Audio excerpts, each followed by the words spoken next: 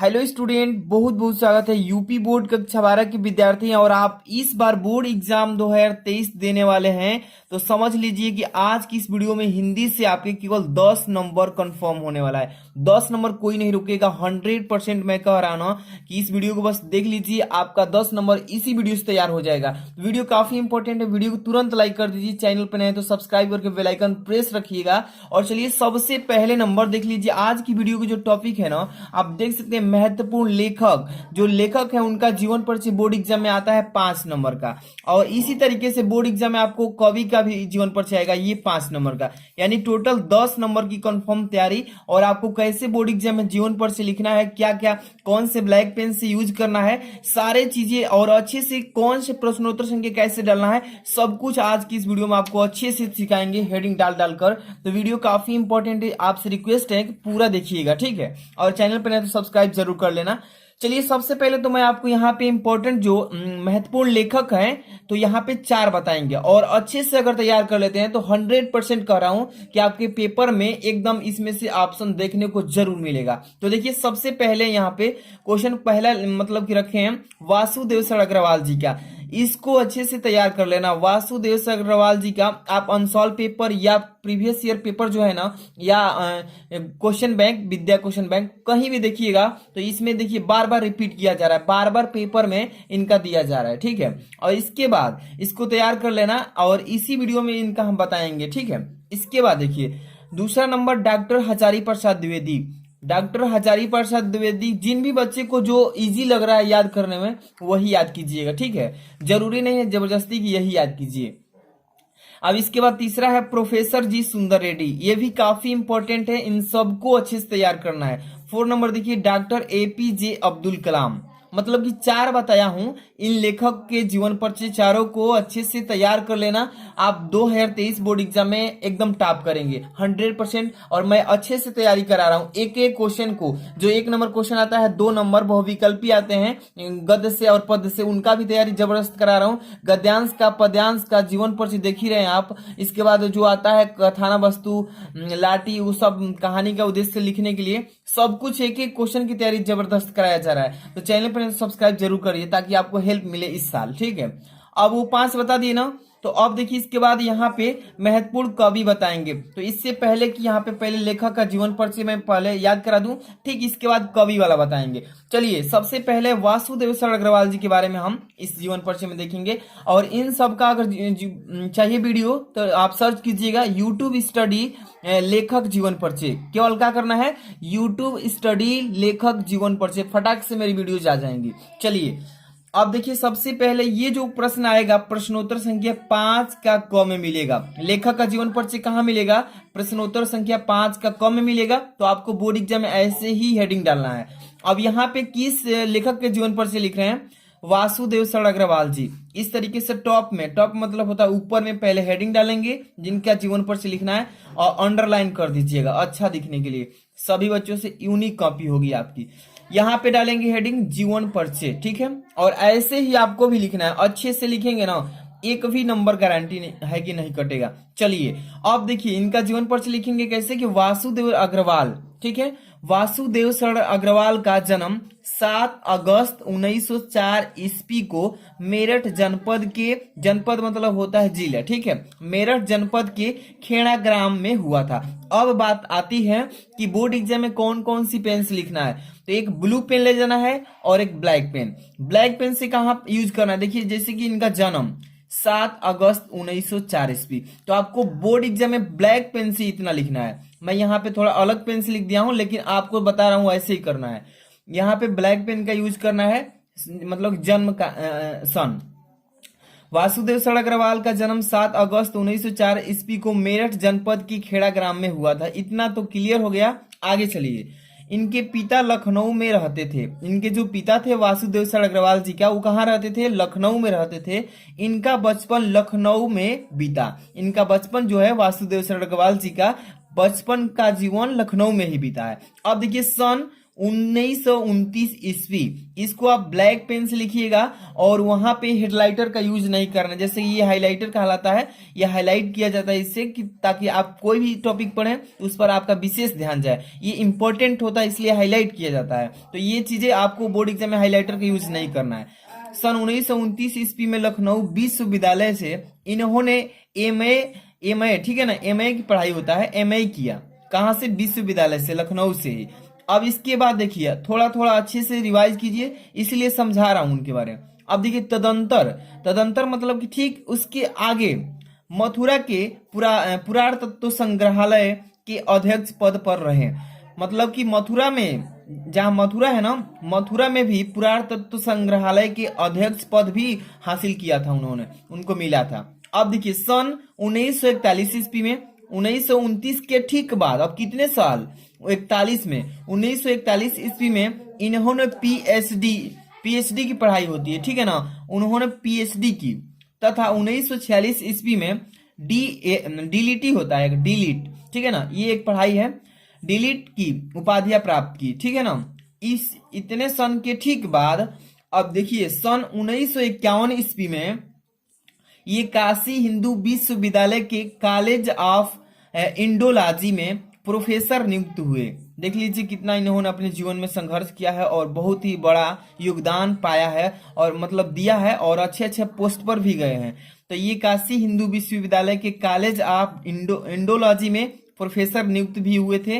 अब इसके ठीक बाद सन 1952 ईस्वी में लखनऊ विश्वविद्यालय में राधा मुकुंद, देखिए राधा मुकुंद मुखर्जी व्याख्यान निधि की ओर से व्याख्यात नियुक्त हुए थे। देख लीजिए कितने पद पर ये जा चुके हैं, तो बहुत सारे पद हासिल किए हैं। उन कठिनाइयों का सामना करते हुए अच्छे से पढ़ाई करने के ठीक बाद इनको बहुत अच्छे अच्छे पोस्ट भी प्राप्त हुए हैं। अब देखिए अग्रवाल जी ने पाली, संस्कृत, ये सभी भाषा हैं। अग्रवाल जी ने पाली, संस्कृत, अंग्रेजी आदि भाषाओं तथा प्राचीन मतलब होता है पुराना, भारतीय संस्कृत और पुरातत्व का गहन अध्ययन किया था, ठीक है। अब तो समझ ही रहे हैं। ठीक इसके बाद 27 जुलाई 1967 ईस्वी को हिंदी के इस साहित्यकार का निधन हो गया, यानी कि इनकी मृत्यु हो गई।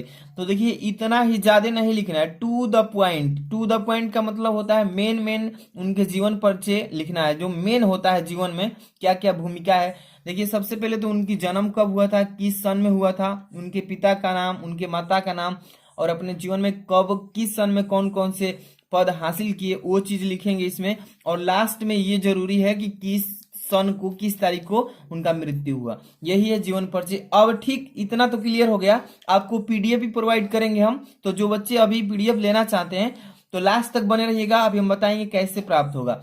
अब देखिए बोर्ड एग्जाम में पूछता है कि जीवन परिचय देते हुए इनकी साहित्यिक परिचय भी दीजिएगा।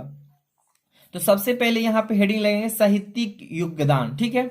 अब देखिए साहित्यिक योगदान 2 नंबर का होता है, समझ में आ रहा है ना। जीवन परिचय तो इतना पढ़ लिया ना, 3 नंबर उससे मिल जाएगा, और साहित्यिक परिचय जब लिखेंगे तो 2 नंबर इससे मिलेगा। तो यहाँ पे हेडिंग साहित्यिक योगदान लिखिए।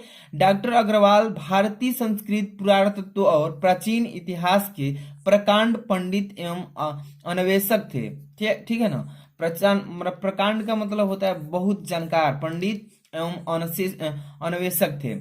अब देखिए उनके मन में भारतीय संस्कृत को, देखिए इसके ठीक बाद आगे चलेंगे, उनके मन में भारतीय संस्कृत को यहां से देखिए वैज्ञानिक अनुसंधान की दृष्टि से प्रकाश में लाने की उत्कृष्ट इच्छा थी, ठीक है ना। उनकी काफी इच्छा थी उत्कृष्ट करने के लिए, जागरूक होने के लिए।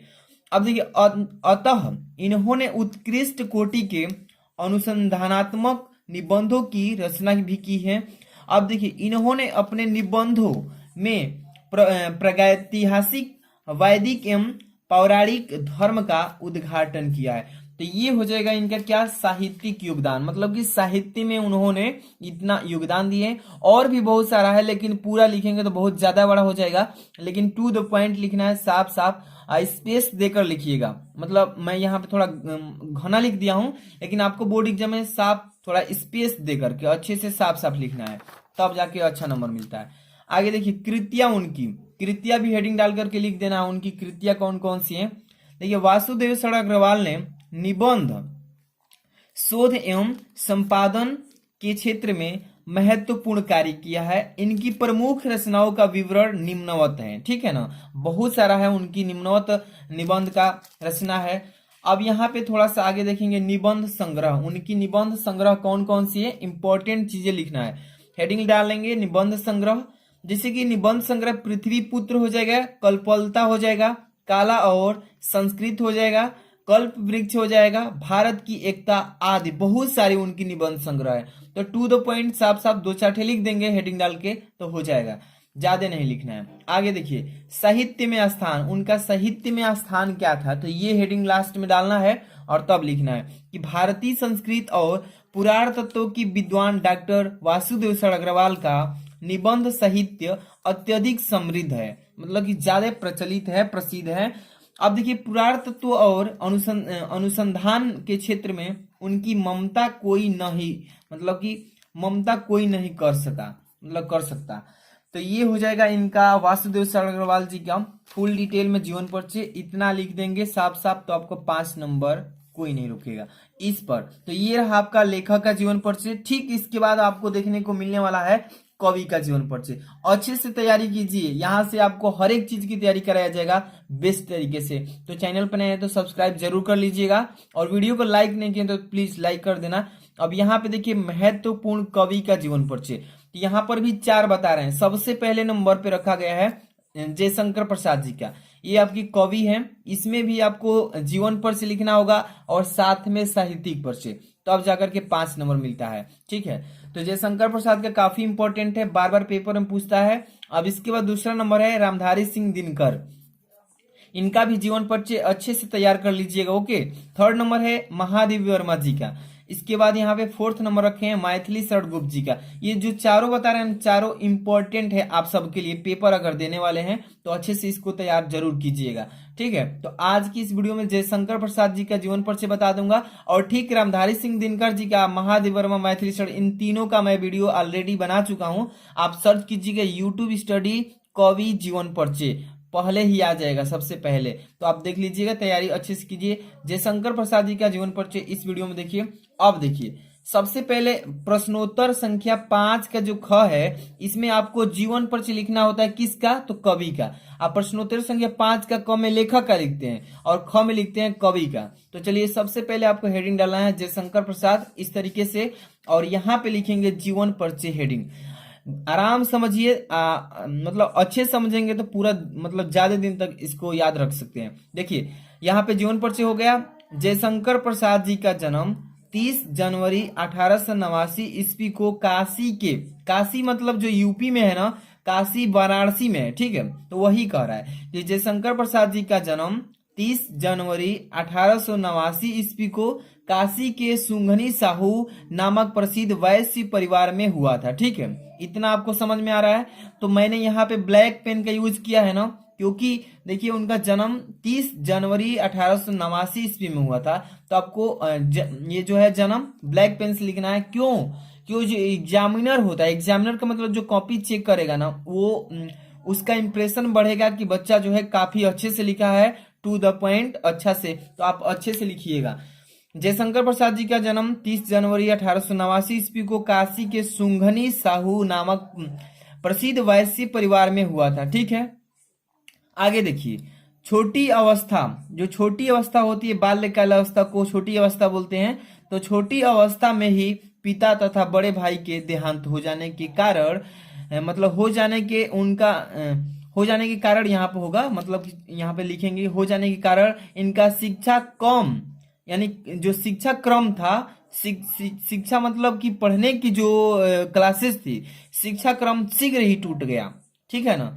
उनके देखिए छोटी अवस्था में ही उनके पिता तथा बड़े भाई के देहांत हो जाने के कारण, यहाँ पे कारण छूट गया है लेकिन आपको समझना है कारण इनका शिक्षा क्रम शीघ्र ही टूट गया, मतलब बहुत जल्दी ही पढ़ाई से वहां से विचलित हो गए, टूट गए। अब देखिए गृह के व्यापार, गृह मतलब होता है घरेलू कार्यों, व्यापार करना, कोई वस्तु को खरीदना बेचना को गृह व्यापार बोलते हैं। देखिए गृह के व्यापार को संभालते हुए भी उन्होंने स्वाध्याय, स्वाध्याय का मतलब कि स्वयं से पढ़ाई की है, ठीक है, अपने से स्वाध्याय पर विशेष ध्यान रखा, मतलब कि खुद से घर पर ही रह करके उन्होंने अपनी पढ़ाई पूरा की। अब देखिए घर पर ही इन्होंने हिंदी, अंग्रेजी, संस्कृत, उर्दू, फारसी का गहन अध्ययन किया, मतलब कि बहुत ही अच्छे से घर पर ही पढ़ाई किया। अब देखिए परिवारजनों का मतलब जितने भी उनके परिवार में सदस्य थे उनको ही बोलते हैं परिवारजनों। परिवारजनों की मृत्यु मृत्यु मतलब मरने के, अर्थ संकट मतलब अर्थ संकट, पत्नी वियोग आदि संघर्षों को अत्यंत जीवट झेलता हुआ, मतलब कि उनकी पत्नी भी और उनके जो भी बड़े भाई पिता सब, मतलब कि उनकी मृत्यु हो चुकी थी, तो उन सब से सामना करते हुए, झेलते हुए। अब देखिए यह अलैंगिक प्रतिभास पत्र यहाँ पर है, ठीक है ना। अब देखिए युगस्टा साहित्यकार हिंदी के मंदिर में अपूर्ण क्या है, अपूर्ण गंधमय रचना सुमन अर्पित करता रहा, ठीक है ना। बहुत सारा समस्याओं से झेलते हुए, बहुत सारी कठिनाइयों का सामना करते हुए आगे बढ़ते रहे। अब देखिए 14 जनवरी 1937 ईस्वी को इनका रोग जर्ज शरीर निष्ठ प्राण होकर हिंदी साहित्य के एक अध्ययन का बिटाक्षेप कर गया। तो देखिए 14 जनवरी 1937 ईस्वी को इनका रोग जर्ज, मतलब कि रोग जर्ज हो गया था शरीर, मतलब कि बहुत से सामना किए थे उनके पिता, बड़े भाई, पत्नी, बहुत सारे लोग क्या हो चुके थे, गुजर चुके थे। तो उन्हीं से शरीर जो था रोग जर्ज हो चुका था, परेशानियों से, मतलब कि हर एक तरह से सामना करने के बाद तो ये भी इनका प्राण जो था क्या हो गया, निकल गया 14 जनवरी 1937 ईस्वी को। तो इतना ही लिखना है जीवन परिचय में। ये आपके जयशंकर प्रसाद जी का जीवन परिचय है, इस पर अगर लिखते हैं तो 3 नंबर मिलेगा इस तरीके से। अब यहाँ से इनकी साहित्यिक रचनाएं परिचय थोड़ा देना है तो उस पर 2 नंबर मिलता है, ठीक है। चलिए साहित्यिक सेवाएं इनका लिख लेते हैं कि साहित्य में इनकी क्या क्या सेवाएं थी, तो उसको अच्छे से लिखना है, ठीक है।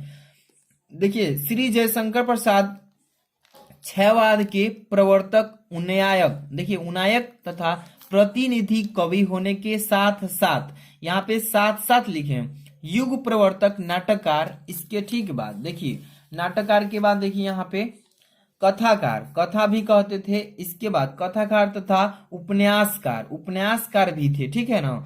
अब देखिए विशुद्ध मानवतावादी दृष्टिकोण वाले प्रसाद जी ने अपने काव्य में आध्यात्मिक आनंदवाद की है, क्या किया है, समाजवादी दृष्टिकोण वाले प्रसाद जी ने अपने काव्य में आध्यात्मिक आनंदवाद की है, बहुत सारा आनंद भी लिए हैं, बहुत सारे योगदान करके। अब देखिए प्रेम और सौंदर्य, प्रेम मतलब होता है प्रेम, जानते ही हैं, सौंदर्य मतलब होता है सुंदरता, इसके प्रमुख काव्य के प्रमुख विषय रहे हैं। कौन, तो आपके जयशंकर प्रसाद जी। तो ये हो जाए इनकी साहित्यिक सेवाएं, मतलब कि ज्यादा नहीं लिखना है, इतना भी लिख देते हैं टू द पॉइंट ना, साफ साफ अच्छे से, तो आपका काम हो जाएगा। आगे चलिए यहाँ पे लिखेंगे रचनाएं, इनकी रचना कौन कौन सी है, थोड़ा सा इसमें लिखेंगे कि प्रसाद जी अनेक विषयों एवं भाषाओं के प्रकांड पंडित और प्रतिभासंपन्न कवि थे। विशुद्ध मानवतावादी दृष्टिकोण वाले प्रसाद जी ने अपने काव्य में आध्यात्मिक आनंदवाद की प्रतिष्ठा भी की है और इन्होंने नाटक, उपन्यास, कहानी, निबंध आदि की भी रचना किया है। तो ये रचनाएं इनकी इतना लिख देंगे अच्छे से साफ साफ, ठीक है। आगे थोड़ा सा देखेंगे, इसमें निबंध भी लिखेंगे कि इनकी कौन कौन सी निबंध हैं, जैसे काव्य और कला तथा अन्य निबंध, बहुत सारे निबंध हैं इनके, तो इतना लिख देंगे।